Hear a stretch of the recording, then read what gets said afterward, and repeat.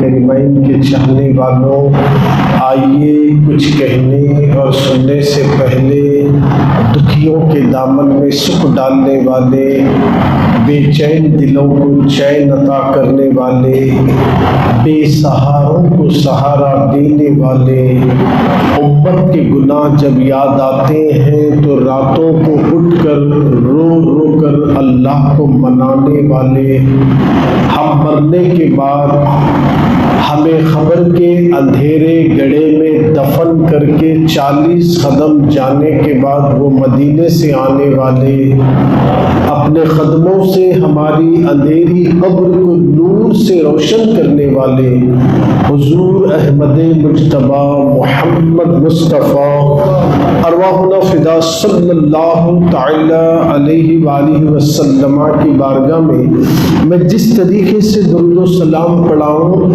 آپ میرے ساتھ بآواز بلند پڑھیں۔ الصلاۃ والسلام علیک یا رسول اللہ، الصلاۃ والسلام علیک یا حبیب اللہ، الصلاۃ والسلام علیک یا نبی اللہ، وعلی آلک واصحابک یا نور اللہ صلی اللہ تعالی علیہ وسلم۔ جو دہکتی ریت کے شعلوں پہ سویا وہ حسین، جو دہکتی ریت کے شعلوں پہ سویا وہ حسین، جس نے اپنے خون سے دنیا کو دھویا وہ حسین، جس نے اپنے خون سے دنیا کو دھویا وہ حسین، جو جوان بیٹے کی میت پہ نہ رویا وہ حسین، جو جوان بیٹے کی میت پہ نہ رویا وہ حسین، جس نے سب کچھ کھو کے پھر بھی کچھ نہ کھویا وہ حسین، جس نے سب کچھ کھو کے پھر بھی کچھ نہ کھویا وہ حسین۔ قتل حسین اصل میں مرگ یزید ہے، اسلام زندہ ہوتا ہے کربلا کے بعد، اسلام زندہ ہوتا ہے کربلا کے بعد۔ میرے پیارے آقا صلی اللہ علیہ وسلم کے پیارے دیوانوں، اللہ رب العزت کا ہم پر بے پناہ کرم اور احسان عظیم ہے کہ اس نے اپنے پیارے محبوب کے نواسوں کے صدقے میں آپ کو اور ہم سب کو نماز مغرب کے بعد دکانوں کی رونق نہیں بنایا، سڑکوں کی رونق نہیں بنایا، پارکوں اور گارڈنوں کی رونق نہیں بنایا، ہمیں ہوٹلوں میں نہیں بٹھایا، بلکہ مسجد نور میں بٹھا کر آل رسول کا ذکر سنا رہا ہے۔ یہ اللہ کا ہم پر بے پناہ کرم اور احسان عظیم ہے۔ اور یہاں مسجد حاضہ کے کمیٹی والی اور یہاں کے نوجوانان اہل سنت، خاص کر کے ہمارے مسجد حاضہ کے صدر عالی جناب نور الدین صاحب، ہمارے جمشید ہوئے اور دیگر ان کے ساتھیوں نے بڑی منت کے بعد انہوں نے یہ کہا کہ ایک بار تذکرہ شہدائے کربلا ہمارے مقتل میں ہو جائے، کافی دن ہو گئے، ایک بار ذکر حسین کر لے، کیونکہ دنیا آج بچی ہے تو حسین کے صدقے میں، مسجدوں کے مینار سلامت ہے تو حسین کے صدقے میں، ماں کا پیار کیا ہے حسین نے بتایا، بیوی کے ساتھ کیسا سلوک کرنا حسین نے بتایا، ایک بہن بھیا پہ کیسے فدا ہونا زینب نے بتایا، اپنے بچوں کو ماموں کی محبت میں قربان کرنا یہ زینب کے 2 بچوں نے بتایا۔ آئیے سرکار مدینہ کے دیوانوں، انہی ذکر و اذکار کو کرنے کے لیے ہمیں تھوڑا ٹائم پوچھا گیا۔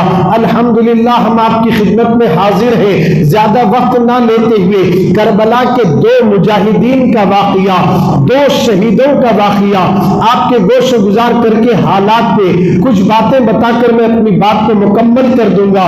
اے سرکار مدینہ کے دیوانوں، کربلا کا جو مارک ہے، کربلا کا جو میدان ہے، ایک طرف جیسے کہ ابھی مولانا حافظ سہیل صاحب نے کہا 22,000 کا لشکر ایک طرف، 72 لوگ ایک طرف، ذرا آپ غور تو کریں کتنی کم تعداد ہے مگر یہاں کتنی زیادہ تعداد ہے۔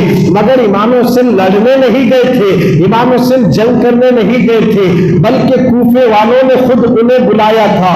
اس بات کو اپنے ذہن میں رکھنا، امام حسین اگر لڑنے جاتے، جنگ کرنے جاتے تو ایک بہت بڑا لشکر لے کر آتے تھے۔ اس میں عورتوں کا کیا کام تھا، اس میں 6 ماہ کے بچے کا کیا کام تھا؟ ان لوگوں نے ان کو بلایا تھا، اس لیے مولا حسین آئے تھے۔ آؤ سرکار مدینہ کے دیوانوں، بس اتنی سی بات کہہ کر میں آگے گزر جاؤں گا۔ میدان کربلا کا نقشہ آپ کی نگاہوں کے سامنے ہوگا۔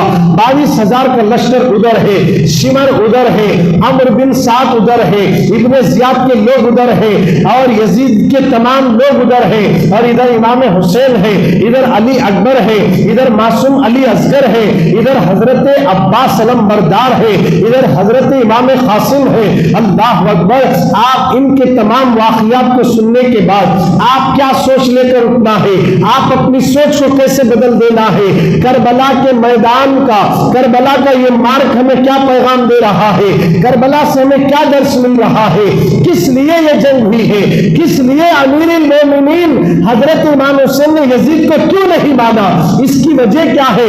بس امیر المومنین نہیں ماننے کی وجہ سے، اور اس سے بڑا نہیں ماننے کی وجہ سے، لیڈر نہیں ماننے کی وجہ سے اس نے امام حسین کے اوپر پانی بند کر دیا، امام حسین کے بچوں کو شہید کر دیا، اس لیے کہ وہ مجھے بڑا نہیں مانتے ہیں۔ اب جو مجھے بڑا نہیں مانے گا، مجھے جو حاکم نہیں مانے گا، مجھے جو امیر نہیں مانے گا، یزید نے اعلان کر دیا ہم اس کا سر تن سے جدا کر دیں گے۔ مولا حسین نے طے کر لیا میرا سر تو کٹ سکتا ہے مگر یزید کو میں امیر نہیں کہہ سکتا، یزید کو میں بڑا نہیں بنا سکتا۔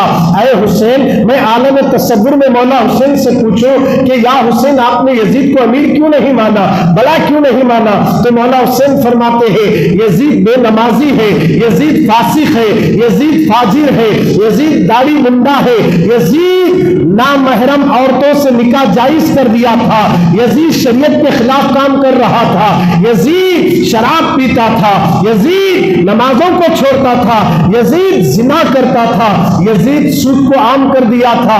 اللہ اکبر! ساری برائیاں جس میں ہو وہ مسلمانوں کا امیر نہیں ہو سکتا ہے۔ یہ جو برائیاں یزید کی میں گن رہا ہوں، تاریخ میں بھی ہے، حدیثوں میں بھی ہے، یزید بے نمازی بھی ہے، شرابی بھی ہے، اور اس کے ساتھ ساتھ زانی بھی ہے۔ یہ ساری برائیاں اس میں موجود ہے، اور جتنی برائیاں یزید میں تھی اس لیے امام حسین اس سے نفرت بھی کرتے تھے اور اسے امیر نہیں بنائے، اسے امیر اور بڑا نہیں بنائے۔ مگر جتنی برائیاں میں نے یزید کی گنی ہے، آج وہی برائیاں مسلمان کے معاشرے میں نظر آ رہی ہے۔ آج مسلمان نوجوان بھی انہی گناہوں میں ملوث ہیں۔ ایک بار ذرا درود شریف پڑھ لیجئے، اللہم صلی علی سیدنا مولانا محمد نور الانوار وسر الاسرار وسید الابرار صلاۃ والسلام علیک یا رسول اللہ صلی اللہ علیہ وسلم۔ آج وہی برائیاں ہمارے مسلمان معاشرے میں نظر آ رہی ہے، مسلم محلوں میں نظر آ رہی ہے۔ ہمارے اندر بھی بے نمازی زیادہ ہے، ہمارے اندر بھی قرآن سے روگردانی کرنے والے زیادہ ہے، ہمارے اندر بھی داڑھی نکالنے والے زیادہ ہے، ہمارے اندر بھی اللہ کی نافرمانی کرنے والے زیادہ ہے۔ جتنی برائیاں، شراب پینا، جوا کھیلنا، زنا کرنا، یزید کے پاس سب کچھ تھا، برائیاں تھی، سب تھی۔ امام حسین نے طے کر لیا میں سر تو کٹا سکتا ہوں، اپنا ہاتھ، وہ ہاتھ جسے نبی نے کے ہاتھوں کو ہاتھ لگا ہو اور جو نبی پاک صلی اللہ علیہ وسلم کے نواسے ہو، یہ ہاتھ یزید کے ہاتھ میں نہیں جا سکتا، میں اپنا سر تو کٹا سکتا ہوں، اپنی جان تو دے سکتا ہوں۔ یہی وجہ تھی وہ لوگ سمجھاتے رہے، امام حسین انکار کرتے رہے اور امام حسین نے انہی کو سمجھایا، مگر وہ لوگ بھی صاف لفظوں میں کرسی کی لالچ میں، دولت کی ہوس میں، یزید کی دھمکیوں سے ڈر کر امام حسین کی مخالفت میں کھڑے رہے۔ اللہ اکبر! دریائے فرات میں قبضہ جما لیے، دریائے فرات میں انہوں نے کنٹرول کر لیا، 3 دن سے پانی بند کر دیا گیا۔ مولا حسین کو ہر طریقے سے تکلیفیں دی گئی، مگر امام حسین نے یہ نہیں کہا چلو کمپرومائز کر لیں گے، چلو صلح کر لیں گے، چلو بات کر لیں گے، جذبات میں نہیں لڑنا چاہیے، بات کر کے کمپرومائز کر لیں گے، سیٹلمنٹ کر لیں گے۔ نہیں کہا پانی بند کر دو، چاہے کھانا بند کر دو، چاہے ہمیں کتنی بھی اذیتیں دینا چاہتے ہو دے لو، مگر خدا کی عزت کی قسم مولا حسین تم سب کو کیفر کردار تک پہنچا دے گا۔ آپ ذرا غور کریں کربلا کے میدان میں جب مولا حسین نے خیمے نصب کر دیے تھے، کربلا سے کئی کلومیٹر دوری پر دیہات تھے، کھیڑے گاؤں تھے، ان کھیڑے گاؤں سے کتنے مسلمان آئے آپ جانتے ہیں؟ وہاں سے کئی لوگ آئے، ان میں سے ایک وہب بن عبداللہ کلبی ہے جو امام حسین کے عاشق ہیں، ان کی شادی ہو کر صرف 17 دن ہوا تھا۔ وہب بن عبداللہ کلبی رضی اللہ تعالیٰ عنہ کی والدہ نے آپ زار و خطر رو رہی ہے، آنکھوں سے اشک رواں ہے، آپ روتی جا رہی ہے۔ آپ کے بیٹے نے آ کر کہا امی آپ کی آنکھوں میں آنسو کیسے، آپ کیوں رو رہی ہے، کیا تجھے ابو کی یاد آ گئی؟ کہا نہیں بیٹے، دراصل مولا حسین تنہا کربلا میں کھڑے ہیں اور 22,000 کا لشکر امام حسین کا سر تن سے جدا کرنے پر تلا ہے، میں اس لیے رو رہی ہوں، کاش میرے پاس بھی اگر اور بھی بیٹے ہوتے تو میں حسین پر قربان کر دیتی تھی، مگر تو ایک میرا بیٹا ہے، ابھی تیری شادی ہو کر 17 دن ہو گئے، میں اس لیے رو رہی ہوں، کاش میرے پاس اور بھی اولاد ہوتی تو میں حسین پر قربان کر دیتی تھی، اس لیے میں رو رہی ہوں۔ بیٹے نے کہا امی جان اگر آپ کی یہ تمنا ہے کہ نواسے رسول پر جان فدا ہو جائے، آؤ میں آپ کا بیٹا ہوں، ماں آپ مجھے اجازت دے دیں، میں حسین کے نام پر اپنی جان دے دوں گا، اپنا سر تن سے جدا ہوتے ہوئے برداشت کروں گا، ماں اگر تو راضی ہے تو میں اپنی جان دینے کے لیے تیار ہوں۔ ماں نے اجازت دی، بیٹے تیری شادی ہو کر 17 دن ہوئے، ابھی دلہن آئی ہے، جا اس سے ایک بار بات تو کر لینا۔ مولا حسین کا غلام، مولا حسین کا عاشق وہب بن عبداللہ کلبی اپنی نوی نویلی دلہن کے پاس جاتے ہیں، سلام کرتے ہیں، انہوں نے وعلیکم السلام کہا۔ وہب بن عبداللہ کلبی فرماتے ہیں دیکھو اس طرح نواز رسول پر میں جان فدا کرنے کے لیے جا رہا ہوں، آپ کی کیا رائے ہے، کیا آپ مجھے اجازت دیں گے؟ آج کل کی طرح عورتوں کی طرح نہیں تھی، بلکہ انہوں نے کہا اے میرے سرتاج، میرے لیے یہ سب سے بڑے فخر کی بات ہے کہ تم نواز رسول پر جان فدا کرو گے تو کل قیامت میں بھی فخر سے سینہ چوڑا ہو جائے گا، تاکہ پتا چلے کہ دنیا کو میرا شوہر بھی شہید ہو چکا ہے، اللہ کی راہ میں سر کٹا چکا ہے، میری طرف سے پوری اجازت ہے۔ وہب بن عبداللہ کلبی اجازت لیے، ماں کی اجازت ملی، بیوی کی اجازت ملی، مولا حسین کے پاس آئے، مولا حسین بھی اجازت عطا کر دیے، قدموں کو چوما، ہاتھوں کو بوسہ دیا، گھوڑے پہ سوار ہوئے، یزیدیوں کے لشکر کی طرف بڑھے۔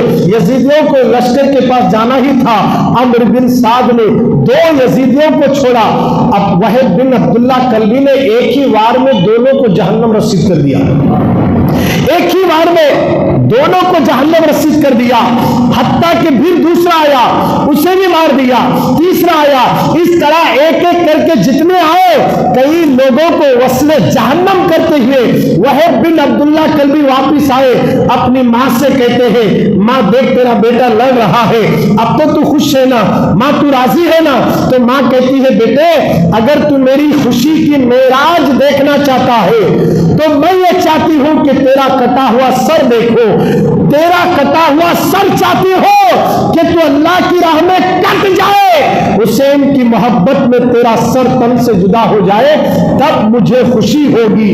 یہ جملہ سن کر وہ نوجوان میدان میں نکل پڑا، ایسا گھسا جیسے آسمان کا سینہ چیر کر بجلی گزر جاتی ہے۔ وہب بن عبداللہ کلبی یزیدیوں کے لشکر میں گھس گئے، ہر طرف سے حملے ہوئے، آپ نے بھی اپنی تلواروں کا زور دکھایا، کئی ایک لوگوں کی گردنیں کاٹتے گئے۔ اچانک یہ تنہا غلام حسین کو ہزاروں کے لشکر میں گھیرے میں لیا اور ان کا سر تن سے جدا کر کے ان کے سر کو ان کی ماں کی خیمے کی طرف پھینکا تو وہ سر لڑکتا ہوا ماں کے قدموں کے پاس آ کر گرا۔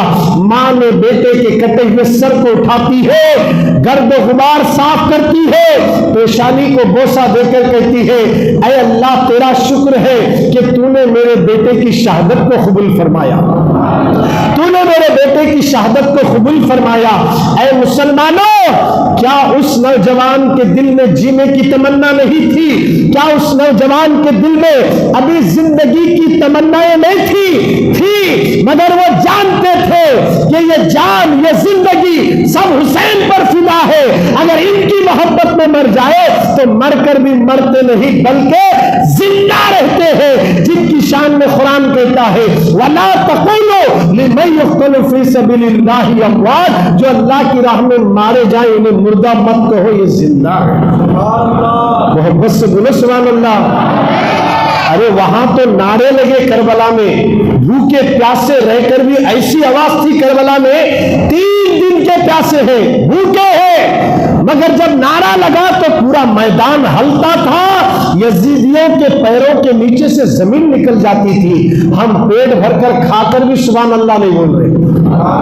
ارے محبت سے بولو، چائے پی کر آئے، پانی پی کر آئے، کیا کر آئے پتہ نہیں، سب کچھ جو پیٹ میں ہے یہ سب حسین کے نانا کا صدقہ ہے۔ اتنا کھا کر بھی ہم اپنے رب کی تسبیح بیان کرنے کے لیے منہ نہیں کھلتا۔ مسلمانوں، اپنی زبانوں کو پاک رکھنا ہے، اللہ کی پاکی بیان کرو۔ اپنی زبانوں کو پاک رکھنا ہے، اللہ کے رسول کی پاکی بیان کرو۔ اپنی زبانوں کو پاک رکھنا ہے، پاک لوگوں کا ذکر کرو۔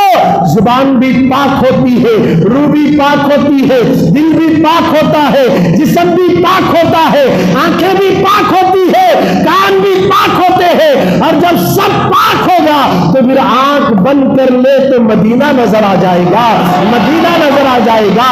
اسی لیے جب بھی بولو تو سبحان اللہ دل کی گہرائیوں سے بولو۔ اس ماں کے دل پر کیا گزری ہوگی جس کا بیٹا ماں کی نگاہوں کے سامنے شہید ہوا، سر کٹا، اور سر کٹا تو ایسا نہیں جو صرف چاقو چلی، تیر لگا، تھوڑا سا مرڈر ہوا، ایسا نہیں، سر ہی تن سے جدا کر ماں کے قدموں میں پھینک دیا گیا۔ ماں چیخی نہیں، ماں چلاتی نہیں، ماں دھاڑے مار مار کر روتی نہیں، بلکہ سجدے میں گر کر کہتی ہے اللہ تیرا شکر ہے تو نے میرے بیٹے کی شہادت کو قبول کر لیا۔ ارے اسلام کو ہم تک پہنچانے کے لیے اس زمانے کی عورتوں نے اپنے بچوں کو قربان کر کے دین کو ہم تک پہنچایا۔ آج ہم اسی دین کے ماننے والے ہو کر ہمارے دین کو اپنے ہاتھوں سے ہم برباد کر رہے ہیں۔ جس نماز کے بارے میں میرے نبی نے کہا تھا نماز دین کا ستون ہے، جس نے نماز کو چھوڑ دیا اس نے دین کو گرا دیا۔ آج کتنے مسلمان نماز پڑھ رہے ہیں، کتنے مسلمان حج کر رہے ہیں، کتنے مسلمان روزہ رکھ رہے ہیں، کتنے مسلمان زکات دے رہے ہیں، کتنے مسلمان تلاوت کر رہے ہیں۔ خدارا کربلا سے ان واقعات کو سننے کے بعد اپنی زندگی میں کچھ تو بھی تبدیلی لاؤ۔ مولا حسین کے غلام نے اپنی جان دے کر بتا دیا لوگوں جینا ہے تو اللہ رسول کی محبت میں، مرنا ہے تو بھی اللہ رسول کی محبت میں۔ مولا حسین کی یاد میں شہید ہونے والے غلاموں کی تعداد ایک کے بعد دیگر شہید ہوتے رہے۔ ان میں آپ جانتے ہیں حضرت عباس علمبردار رضی اللہ تعالیٰ عنہ، یہ مولا حسین کے بھائی ہیں، مولا حسین کے بھائی ہیں۔ کیسے بھائی ہیں میں مختصر عرض کر دوں۔ حضرت عباس علمبردار میں سمجھتا ہوں پورے اہل بیت کے گھرانے میں ہائٹ میں، پرسنالٹی میں، طاقت میں اگر کوئی ہے تو حضرت علی عباس ہے۔ بولے سبحان اللہ۔ حضرت عباس ہائٹ بھی ویسی۔ اچھا، امام حسین کے اگر یہ بھائی ہیں تو کیسا کہ سیدہ طیبہ طاہرہ فاطمہ رضی اللہ تعالی عنہا کا وقت وصال سے پہلے آپ نے علی کو بلا کر، خاتون جنت کہتی ہے علی کو بلا کر مجھے بیٹا چاہیے، کہتی ہے مجھے بیٹا چاہیے۔ مولا علی نے کہا آپ کے تو 2 بیٹے ہیں۔ بولے یہ میرے نہیں ہیں، یہ تو رسول اللہ کے بیٹے ہیں، مجھے میرا بیٹا چاہیے، اور میں نے میرے بیٹے کا نام بھی چن کے رکھا ہے، اور اس بیٹے کے لیے میں نے ایک جوڑا کپڑے بھی سی کے رکھی ہوں، اور اس کا نام عباس ہوگا۔ حضرت علی حیران ہو گئے، بات سمجھ میں نہیں آئی، فاطمہ آپ کیا کہہ رہی ہے؟ کہا کہ میرے انتقال کے بعد تمہیں دوسرا نکاح کرنا ہوگا۔ توجہ چارو، کون بول رہی ہے؟ فاطمہ رضی اللہ تعالی عنہا کہتی ہے میرے انتقال کے بعد تمہیں نکاح کرنا ہوگا، اور اس سے جو بچہ پیدا ہوگا اس کا نام عباس رکھنا۔ सैयदा फातिमा कह रही है उसका नाम अब्बास रखना। अच्छा, अब्बास कहीं को रखना, किस लिए रखना? इसलिए कि फातिमा ने जो नाम चुना है ये फातिमा का दिया हुआ नाम है, अली अब्बास। मामूली बात नहीं, अब्बास नाम जो दिया गया ये सैयदा फातिमा ने दिया है, रजी अल्लाह ताला अन्हा ने दिया है। अब्बास नाम क्यों दिया? अब्बास का पहला हरफ ऐन है, अली के नाम में भी पहला हरफ ऐन है, और अब्बास के हरफ दूसरा बा है, और मेरे नबी की बेटी का एक लक़ब बतूल है, यानी बतूल का बा भी अब्बास के बा में होना, और ऐन और बा, अब उसके बाद अलीफ है, यानी आसमानों में हमारे नबी का नाम अहमद है, तो पहला हरफ जो अहमद का अलीफ से है, अब्बास में भी अलीफ मौजूद है, और सीन हसनैन करीमैन से है, मौला हसन और हुसैन से है। तो फातिमा ने जो नाम चुना है वो बता दिया दुनिया वालों को। अब्बास किसे कहते हैं? ऐन से अली की उलूहियत होना अब्बास में, बा से बतूल फातिमा की तहरत होना अब्बास में, अली से अहमद के अखलाक का हिस्सा होना अब्बास में, हसनैन करीमैन की सादत होना अब्बास में। यह है अब्बास। हजरत अब्बास का नाम जो रखा गया ये मेरे नबी की बेटी ने रखा, और उनके विसाल के बाद हजरत अली ने अपने बड़े भाई अकील को बुलाते हैं, उनसे कहते हैं देखो भाईजान, आप मदीने मुनव्वरा के हर एक कबीलों की खबर रखते हैं, आपको मालूम है कि सब शजरे आपके पास है। अब मदीने के अंदर कोई एक ऐसा कबीला हो जिसमें बा हया बा पर्दा औरत हो, उसी से मैं निकाह करना चाहता हूं, क्या आपकी नजरों में है? तो उन्होंने कहा मदीने से इतने किलोमीटर दूरी पर बनु कलब का एक कबीला है, वो बड़े बहादुर लोग भी है, और उनकी बेटी है, उस सरदार की एक बेटी है जो बड़ी खूबसूरत और बाहया है। इधर डिस्कस अली और अली के भाई दोनों कर रहे हैं, उसी से मुझे निकाह करना है, क्योंकि ये हुक्म फातिमा का है, फातिमा का है, सैयदा फातिमा का है। बातें तो बहुत निकलती बोलते बोलते, मगर मैं आपके सामने पूरी तफसील में जाना नहीं चाहता। अब ये फातिमा ने ये क्यों कहा मेरे जाने के बाद शादी करो, रह तक शादी क्यों नहीं करे? ये बहुत बड़ा राज है। अब इसकी बात अगर करें तो काफी टाइम लग जाएगा, क्योंकि हमारे पास टाइम नहीं है। हमारे पास टाइम है तो कट्टों पर बैठने के लिए टाइम है, ढाबों पर बैठने के लिए टाइम है, पानी पूरी मंडियों के पास टाइम है, गार्डनों में बैठने के लिए टाइम है, ऑटो में बैठकर मोबाइल देखने के लिए टाइम है, गूगल देखने के लिए टाइम है, यूट्यूब देखने के लिए टाइम है, टिकटॉक खेलने के लिए टाइम है।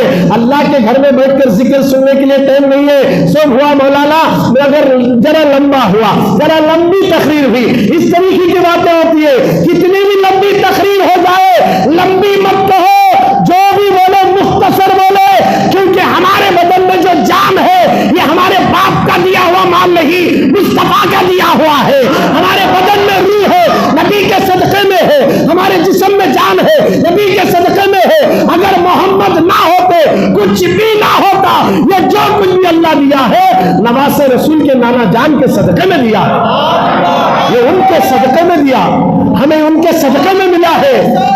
तो हमें चाहिए कि उनका जिक्र सुनने के बाद बाहर जाने के बाद ये नहीं बोलना लंबा हुआ साहब, ऐसा नहीं बोलना कितना लंबा होता होने दो, हमें तो वहां जाना है जहां ना मेरी माँ मेरे साथ आती है, ना मेरा बाप मेरे साथ आता है, ना मेरा दोस्त मेरे साथ आता है, हमें तो वहां छोड़कर जाएंगे। ये लंबी लंबी तकरीरें जब खबर में काम आएगी, जब सारे लोग अंधेरे में छोड़ेंगे, उस वक्त मिन्हा खलक़नाकुम व फीहा नुईदुकुम व मिन्हा नुखरिजुकुम तारतन उखरा कहकर मिट्टी डालते रहेंगे। बाप भी मिट्टी डाल रहा है, नाना भी मिट्टी डाल रहा है, कोई उसके खबर में आने वाला नहीं है। मुसलमानों गौर करो, जब तुम्हें तन्हा खबर में सोना है, अंधेरा ही अंधेरा है, वहां चिराग जलाने वाला नहीं। खुद मरने के बाद खुद का बाप भी खबर करे नहीं बैठता, बाप मरे तो बेटा भी नहीं बैठता, रात में तन्हा छोड़कर चले जाते हैं, मगर कोई खबर में नहीं आता।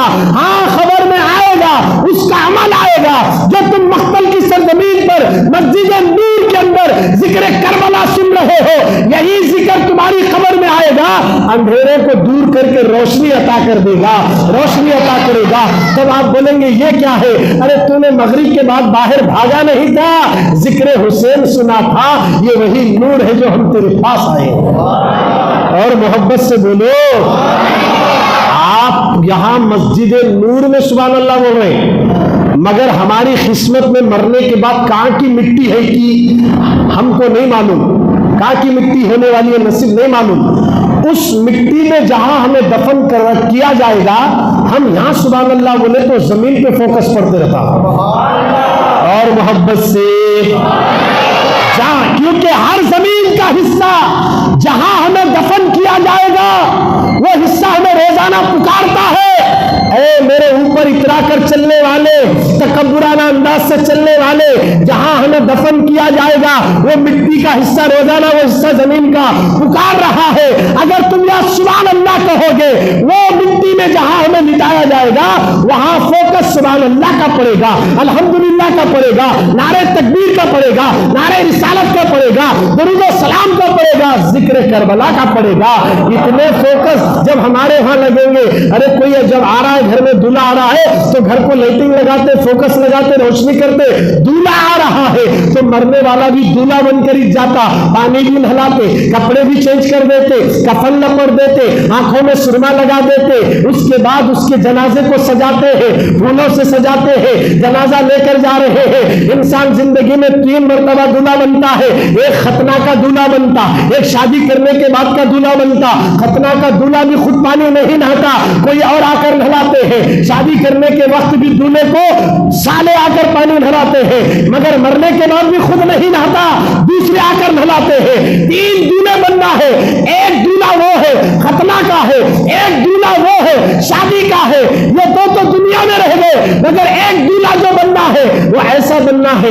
اب جو دولہا شادی کا بنا تھا وہ محبوبہ سے ملنے کے لیے، اپنی عاشقہ سے ملنے کے لیے اب وہ خوشیوں کا اظہار کر رہا ہے، اسی طرح ہم مرنے کے بعد جب ہمیں سجایا جاتا ہے، ہمیں نہلا کر بیر کا پتہ ڈال کر گرم پانی تختے پہ لٹا کر نہلا کر کفن پہنا کر آنکھوں میں سرما لگا کر سینے پہ کلمہ لکھ کر کیسا لگ رہا ہے۔ ماں جب بیٹے کی میت کو دیکھتی ہے نا، دھاڑے مار مار کر روتی ہے، میرے لال تیرا چہرہ کتنا نورانی دکھ رہا ہے، ایک بار ذرا نظر اٹھا کر تو دیکھو، آپ کے بچے کھڑے رو رہے ہیں۔ کبھی آپ نے اس منظر کو گھروں میں دیکھا ہوگا، میتیں جب اٹھائی جاتی ہے ایک بار گھر والوں کو دکھاتے چہرہ، ایک بار صورت دیکھنے کے لیے جب دیکھتے ہیں تو بابا آپ کتنے خوبصورت دکھ رہے ہیں، آپ کا چہرہ کتنا نورانی ہے، بچے لپٹ لپٹ کر رو رہے ہیں۔ اللہ اکبر! اے مسلمانوں، ایک دن ہم کو بھی سرما لگایا جائے گا، ہمارے سینے پہ کلمہ لکھا جائے گا، ہمیں بھی کفن میں لپٹا جائے گا۔ خدارا مقتل کے جوانوں، جب ہمیں کفن میں سونا ہے،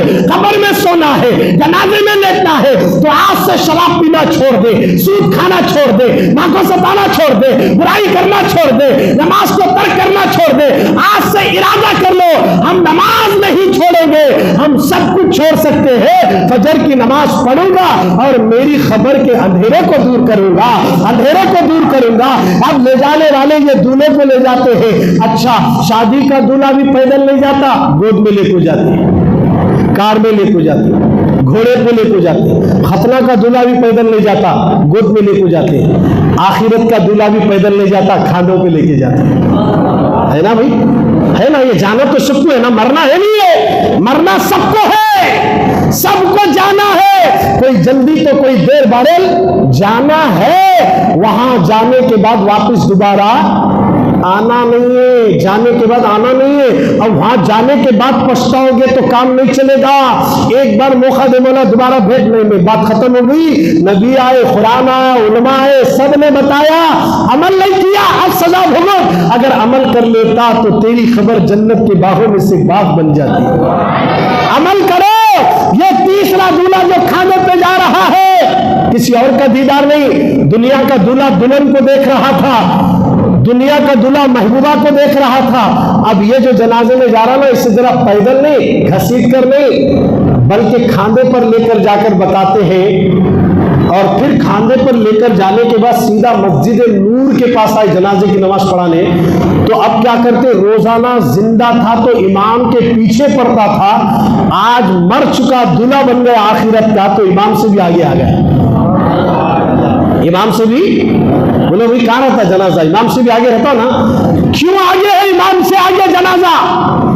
سامنے مردہ رکھ کر نماز پڑھ رہے ہیں، وجہ کیا ہے، سامنے کیوں آ گیا؟ اس لیے کہ لوگوں یہ کہیں اور نہیں جا رہا، نبی کی زیارت کرنے کے لیے جا رہا ہے، رسول اکرم کا دیدار ہے اور جو پیغمبر اعظم کا دیدار کرتا ہے اس کے درجے بلند ہو جاتے ہیں. قبر میں جانے والا جو جاتا ہے, کل تک امام کے پیچھے تھا, اب اتنا مقام بلند ہو گیا, مرنے کے بعد امام سے بھی آگے ہو گیا, اور اس کے جنازے کو ذرا دھوم کے ساتھ کھانوں پر لے کر جا کر اس کو دفن کرتے ہیں. اب اس لیے کہ قبر میں رسول اللہ کو دیکھنے والا ہے. اگر آپ دنیا میں بھی حضور کو دیکھنا چاہتے ہیں, پاک صاف رہنا پڑتا ہے, سفید کپڑے پہننا پڑتا ہے, امامہ باندھنا پڑتا ہے, آنکھوں میں سرما لگانا پڑتا ہے, خوشبو سے معطر اپنے جسم کو کرنا پڑتا ہے, روزانہ کنٹینیو درود شریف پڑھیں گے. 41 دن کے بعد مدینے والے تشریف لائیں گے, مدینے والے آئیں گے. اس لیے عاشق نے کہا, سنا ہے آپ ہر عاشق کے گھر تشریف لاتے ہیں, میرے گھر میں بھی ہو جائے چراغاں یا رسول اللہ, میرے گھر میں بھی ہو جائے چراغاں یا رسول اللہ. خدا را مسلمانوں, حضرت عباس کوئی اور نہیں تھے بلکہ خاتون جنت نے کہا تھا مجھے میرا بیٹا چاہیے. علی نے ان کی نصیحت کے مطابق اپنے بڑے بھائی کو بلا کر کہا کہ دیکھو بھائی, آپ مدینے کے تمام قبیلوں کے نام بھی جانتے ہیں, سب کے شجرے بھی جانتے ہیں, اگر کسی خاندان میں کوئی خوبصورت لڑکی کے ساتھ ساتھ اچھی سیرت اور باحیا والی ہو تو اسی سے میرا نکاح کر دیجئے. آپ نے کہا ہاں, مدینے سے کچھ کلومیٹر دوری پر بنو کلب کا ایک قبیلہ ہے, ان کی سردار کی بیٹی ہے جو باحیا بھی ہے, طاقتور بھی ہے. اللہ اکبر, ٹھیک ہے. اب ادھر سے انہوں نکلے, ادھر جس کے ساتھ علی کا نکاح ہونے والا ہے ان کا نام ہے ام بنین. کیا ہے؟ ام بنین. یہ عباس کی ماں ہے, یہ حضرت علی کی دوسری بیوی ہے. ان کو پورے ٹوٹلی 5 بیٹے غالباً پیدا ہوتے ہیں. کتنے؟ 5. بعض روایتوں میں بھی آیا 4 یا 5. بہرحال جو بھی ہے, ام بنین ادھر گھر میں سو جاتی ہے, ادھر علی نے اپنے بھائی کو بھیجا. ادھر رات گزر رہی تھی, اچانک ام بنین ہیبت سے اٹھ کر والدہ سے کہنے لگی امی جان اٹھو اٹھو. کہا کیا ہوا؟ میں نے ایک عجیب و غریب خواب دیکھا. کہا کیا دیکھی بیٹی؟ ام بنین نے کہا ماں میں نے خواب دیکھا کہ چاند اور 3 تارے ستارے میری گود میں آ گئے, میری گود میں آ گئے, اور میں نے چاند کو اپنے سینے سے لگا لیا. چاند کتنا بڑا ہوتا ہے معلوم ہے آپ کو؟ چاند کو میں نے سینے سے لگا لیا. میں نے ایسا خواب دیکھا. تو ماں نے کہا ٹھیک ہے بیٹی, ہم معبر کے پاس جا کر خواب کی تعبیر پوچھیں گے. اس وقت خواب کی تعبیر بتانے والے معبر کے پاس پہنچے. انہوں نے جیسے خواب سنا پھر پوچھے کیا یہ خواب دیکھا تو نے؟ ہاں میں نے دیکھا ہے. فوراً کھڑا ہو گیا تعظیم کے لیے. کہا مبارک ہو تمہیں, تمہاری شادی علی سے ہونے والی ہے. اور محبت سے وہ خواب کی تعبیر بتانے والے کو بھی معلوم ہے. ارے چاند آیا, ستارے آئے, تجھے کیسے پتا چلا ان کا نکاح علی سے ہونے والا ہے؟ تو تعبیر بتانے والے نے بتایا. آپ بھی خواب دیکھتے ہیں, خواب میں یا تو قتل کر رہے ہیں, یا سمندر میں ڈوب رہے ہیں, یا اوپر سے کود رہے ہیں, یا پہاڑ اٹھا رہے ہیں. جو بھی آپ خواب دیکھتے ہیں, اپنا خواب یا مدینے میں ہے یا ہوا میں اڑ رہے ہیں, کون سے بھی اگر خواب دیکھے, ایرے غیرے نتو کے سامنے بیان نہیں کرنا. جس کو تم بھروسہ کرتے ہو اسی عالم دین یا اپنے مرشد کے سامنے خواب بیان کرنا.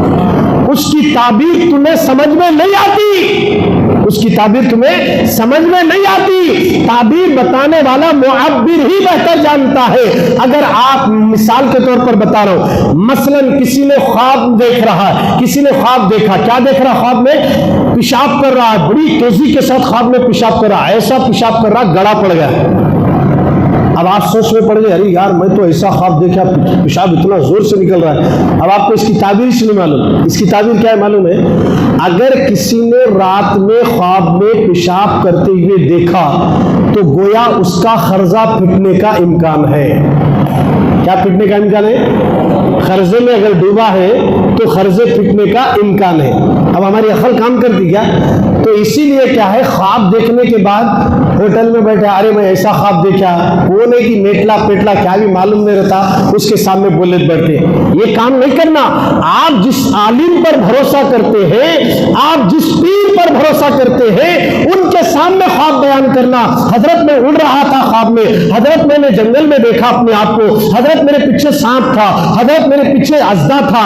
اژدھے کو دیکھنا تعبیر الگ ہے, ناگ سانپ کو دیکھنا تعبیر الگ ہے, بچھی کو دیکھنا الگ ہے, یناکونڈا کو دیکھنا الگ ہے. ارے کس کو سمجھ میں نہیں آتا خواب دیکھنے کے بعد صبح میں ارے میں ایسا خواب دیکھا, یناکونڈا سے لڑ رہا تھا, مچھی مجھے کھا رہی تھی. ایسے خواباں دیکھنے کے بعد ارے غیر نتو کے سامنے بیان مت کرو.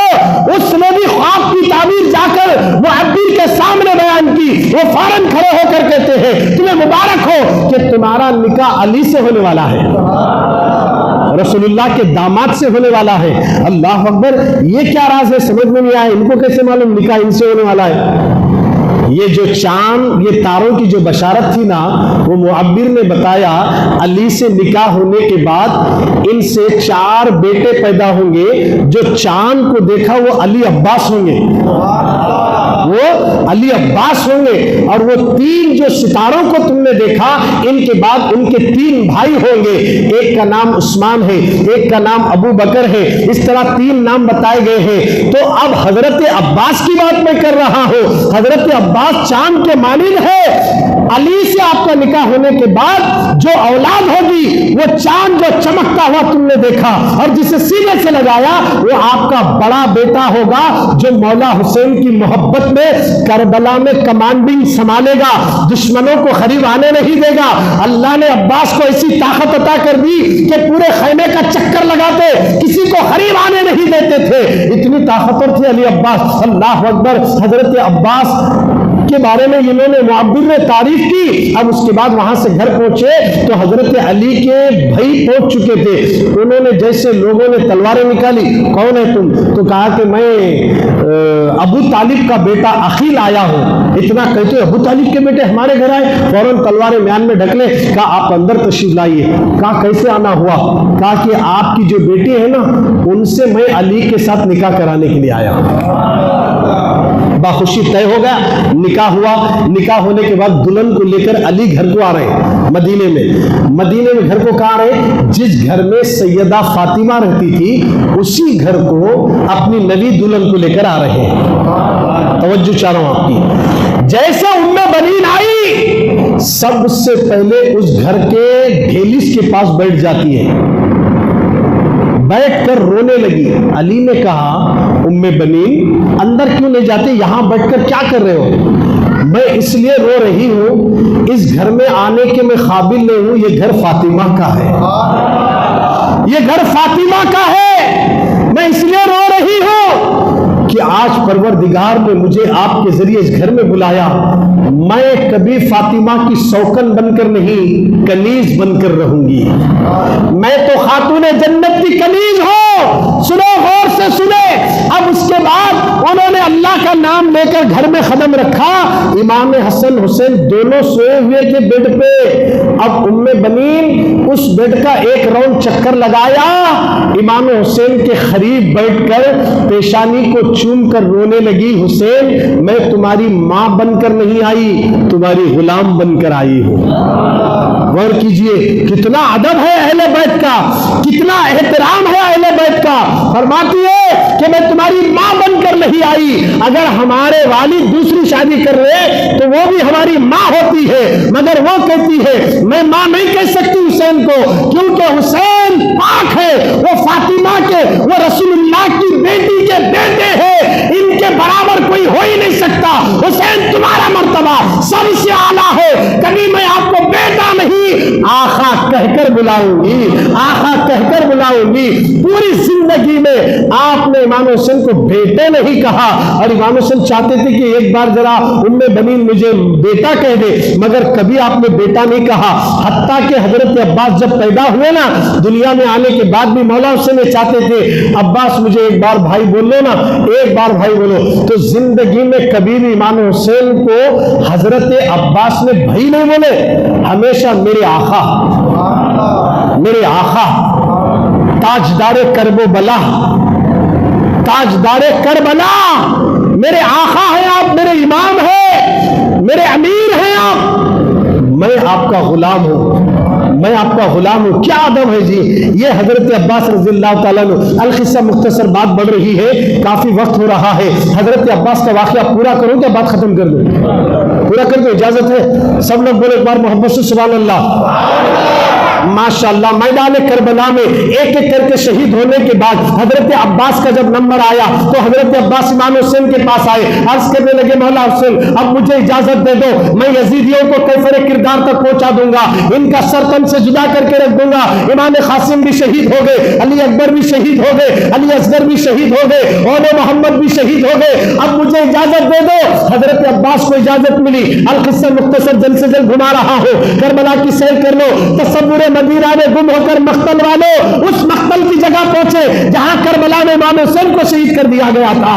اس میدان کو نگاہوں کے سامنے لاؤ. حضرت عباس نے اجازت مانگی، علی عباس کو اجازت ملی، قدموں کو چوما، ہاتھ کو بوسہ دیا، گھوڑے پر سوار ہوئے. خدا کی عزت کی قسم گھوڑے کا رخ جب یزیدیوں کی طرف کرے تو حضرت عباس کی سواری کو دیکھنے کے بعد یزیدوں کے گھوڑے بچک گئے اور سارے یزیدوں کے گھوڑے بجائے آگے آنے کے پیچھے ہٹ رہے ہیں. عباس آگے آ رہے ہیں. عباس کی طاقت اور قوت کا اندازہ یزیدیوں کو بھی تھا. یہ وہ شیر آ رہا ہے، اگر یہ کسی میدان میں کودتا ہے تو لاشوں کے ڈھیر بچھا دیتا ہے. ان کو معلوم ہے عباس سے لڑنا بچوں کا کھیل نہیں. مگر جب حضرت عباس تشریف لائے کسی یزید کی ہمت نہیں ہو رہی جو سامنے آ کر حملہ کرے. خود عباسی ان کی لشکر میں ایسے گھس جاتے ہیں جیسا آسمان کا سینہ چیر کر بجلی چلی جاتی ہے. تلوار نکالے، گاجر مولی کی طرح کاٹ رہے ہیں. کئی لوگوں کی لاشیں گر رہی ہے. عمر بن سعد کانپ رہا ہے، شمر کانپ رہا ہے، یزیدی لشکر تھرا رہا ہے. عباس کی تلوار زوروں سے چل رہی ہے. خدا کے غضب کی بجلی عباس کی تلوار پر ظاہر ہو چکی اور پوری کی پوری قوت عباس کی تلوار میں موجود تھی. جو بھی آتا ہے ایک ہی بار میں دو ٹکڑے ہوتا ہے. چلتے چلاتے حضرت عباس واپس امام حسین کے پاس آئے. کہا کہ مولا حسین سے کہتے ہیں میرے سردار، میرے آقا، کاش اگر ایک گلاس پانی مل جاتا نا سارے یزیدیوں کو ختم کر دیتا تھا. اتنا کہتے ہی حسین نے کہا عباس میرے بھائی تم کو پانی ضرور ملے گا مگر یہاں نہیں، وہاں نانا آپ کا انتظار کر رہے ہیں. حوض کوثر پر پینا ہے. پانی تمہیں وہاں ملے گا جہاں میرا بیٹا اکبر گیا ہے، جہاں میرا بیٹا اصغر گیا ہے، جہاں میرا بیٹا قاسم گیا ہے. اے عباس تم کو بھی پانی وہیں پر پینا ہوگا. علی عباس کو جیسے امام حسین نے کہا ایک عجیب سے اندر سے طاقت پیدا ہوتی ہے. گھوڑے کا رخ یزیدیوں کی طرف کرے. خیمے سے آواز آتی ہے. بچی سکینہ نے کہا العطش العطش، پانی پانی. سکینہ رو رہی ہے، پیاس سے حلق سوکھ رہا ہے. حضرت علی عباس نے گھوڑے سے نیچے اتر کر خیمے میں گئے تو کہنے لگی چچا مجھے پانی کی ضرورت ہے، مجھے پانی پلا دیا جائے، پانی کے 2 بوند کی ضرورت ہے. سکینہ کا حلق سوکھ رہا ہے، آنکھیں اندر جا چکی ہے. سکینہ پانی کے لیے تڑپ رہی ہے. حضرت عباس نے پیشانی پہ ہاتھ رکھا، تسلی دیتے ہوئے کہتے ہیں بیٹی سکینہ میں پانی لے کر آؤں گا، انشاءاللہ پانی لے کر آؤں گا. یہ وعدہ کر کے مشکیزہ خیمے میں لٹکا ہوا تھا. مشکیزہ ہاتھ میں لیے. اب دیکھا کہ دریائے فرات کی طرف جاؤں گا، وہاں سے پانی لاؤں گا. حضرت عباس جدھر اپنے گھوڑے کا رخ کرے دریائے فرات کے کنارے، وہاں سب سے زیادہ فوجیاں تھے. سب سے زیادہ فوجیوں کو وہاں پر تعین کر دیا گیا تھا کیونکہ شمر کو معلوم تھا اگر یہاں آ کر کوئی اہل بیت کا فرد پانی لے کر گیا تو پھر ہم کوئی نہیں بچ سکتے. ان کو پانی نہیں دیے تو ان کی طاقت کا یہ عالم ہے. اگر پی کر آتے قسم خدا کی سب کو حسینی ختم کر کے پھر مدینہ لوٹ جاتے تھے. اس لیے پانی کا ایک قطرہ بھی نہیں جانا یہ کہہ کر پوری طریقے سے دریائے فرات پر ناکہ بندی لگائی گئی تھی. حضرت عباس اپنے گھوڑے کا رخ دریا کی طرف کرے بڑی تیزی سے اور دیکھتے ہی یزیدیوں نے دیکھا عباس آ رہے ہیں. سامنے نہیں آتے، پیچھے ہٹ رہے ہیں. عباس آگے بڑھ رہے ہیں. جو آیا ایک ہی بار میں 2 ٹکڑے. ٹائم نہیں، آدھا گھنٹہ نہیں، کاٹو ایسا نہیں. ایک ہی بار میں 2 ٹکڑے، ایک ہی بار میں 2 ٹکڑے. اس کی بجائے جانا سامنے مارے تو کیسے مارے؟ سب ہٹتے گئے. حضرت عباس گھوڑے کے ساتھ دریا میں گئے. پورے پانی پہ قبضہ جمایا تو ایسا لگ رہا کہ میں نے دنیا کو فتح کر لیا. پانی پہ قبضہ، پانی میں گھوڑے کو اتارے. اب اس کے بعد مشکیزے میں پانی لیے. توجہ چاہ رہا ہوں، گھوڑے کی रस्सी को थोड़ा सा ढील कर दिए ताकि घोड़ा भी 3 दिन से पानी नहीं पिया है। साबिरों का घोड़ा था, साबिरों का, सब्र करना सीख लिया। अरे जानवर भी जानते थे अब्बास क्या है, जानवर भी जानते थे हुसैन क्या है। हजरत अब्बास ने घोड़े को कहा पानी पी, तो घोड़ा पानी नहीं पीता, मुंडी झटक कर कहता है अब्बास मैं कैसे पानी पीऊं, मौला हुसैन के बेटे प्यासे शहीद हो गए, अली अकबर प्यासे शहीद हो गए, अली अकबर प्यासे शहीद हो गए, मैं कैसे पानी पीऊं। जानवर ने पानी पीने से इनकार कर दिया। हजरत अब्बास ने मशकिज़े में पानी भर लिया। जब तक सकीना पानी नहीं पिएगी, ना घोड़ा पानी पीने को तैयार है, ना अब्बास पानी पीने को तैयार है। मशकिज़ा लेकर निकले। शिमर अमर बिन साद ने ऐलान कर दिया, यजीदियों अगर ये पानी का मशकिज़ा खैमे में चला गया तो तुम्हारे घर गिरा दिए जाएंगे, तुम्हारी बीवियों को हिलाक कर दिया जाएगा, तुम्हारे बच्चों को खत्म कर दिया जाएगा। मुझे नहीं मालूम क्या करते पता नहीं, मगर अब्बास का वो पानी का मशकिज़ा खैमे में ना पहुंचने पाए। चारों तरफ से हमले करो, एक के मुकाबले में 2000 के लोग घेरा कर लिए। तीरें चल रही है, एक ही वक्त में 500 तीर आ रहे हैं, एक ही वक्त में तलवारें चल रही है, मगर हजरत अब्बास का घोड़ा रुकने का नाम नहीं लेता। तीर तो उसके बदन पर भी लग गए, तीर चुभने के बाद भी घोड़ा दौड़ रहा है, हाथों को, आपके भी जिस्म को तीर लगे हैं, मगर उसके बावजूद रुकते नहीं, तलवार भी चल रही है, पानी का मशकिज़ा भी है। अचानक एक अजीबी आया, दौड़ते ही आया, आप इतनों से मुकाबला कर रहे थे, पीछे से आकर उसने आपके सीधे हाथ के खाने पर तलवार मारी। अब्बास का एक हाथ कट कर गिर गया, जैसे गिरना था खून का फव्वारा जा रहा है। अब्बास को हाथ कटे से एहसास तक नहीं, दर्द तक नहीं हुआ। आप अपने घोड़े को दौड़ाते जा रहे हैं। अल्लाह अकबर, दूसरा यजीदी आया, उसने दूसरे हाथ पर भी जोर से तलवार मारी, वो भी हाथ कट गया। अब पानी के मशकिज़े को अपने दांतों में पकड़ लिया। पानी सकीना में आ रहा हूं, मेरी बच्ची में पानी लेकर आ रहा हूं। हजरत अब्बास अपने मुंह में, अपने दांतों में मशकिज़े को पकड़कर घोड़ा दौड़ा रहे हैं। हाथ कट गए, खून जा रहा है। अब्बास को होश नहीं, सकीना से किया हुआ वादा मुझे पूरा करना है। दौड़ रहे हैं, घोड़े को दौड़ा रहे हैं। सामने से एक यजीद आया, उनके मध्य मुकाबले में तीर कमान में रखा और निशाना बनाया और सीधा तीर उसने मशकिज़े को लगाया। वो तीर हवाओं को चीरता हुआ सीधा आकर मशकिज़े को चुभा और मशकिज़े से आपने गले को चुभा। पूरा पानी जमीन पर गिर गया। अब्बास घोड़े से नीचे गिरते ही कहने लगे, मेरी बच्ची सकीना मुझे माफ कर देना, मैंने तुझसे किए हुए वादे को पूरा नहीं कर सका, इन जालिमों ने मुझे चारों तरफ से हमले किए। अब्बास नीचे गिर गए और जैसे नीचे गिरना ही था, उन्होंने उनके जिस्म पर घोड़े दौड़ाए। अब उधर से इमाम हुसैन तशरीफ लाते हैं, अब्बास के सर को अपनी गोद में रखकर कहते हैं, हजरत अब्बास ने जैसे आंखें खोली तो मौला हुसैन ने कहा, अब्बास तुम भी मेरे साथ रहने वाले, मेरे बाजुओं की ताकत तुम तो थे, मगर तुम भी शहीद हो गए। हजरत हुसैन की आंखों में आंसू निकले, अब्बास भी रो रहे हैं। कहा कि एक बार अब्बास तुम मुझे जा रहे हो दुनिया से, एक बार मुझे भाई कह दो, एक बार मुझे भाई कह दो।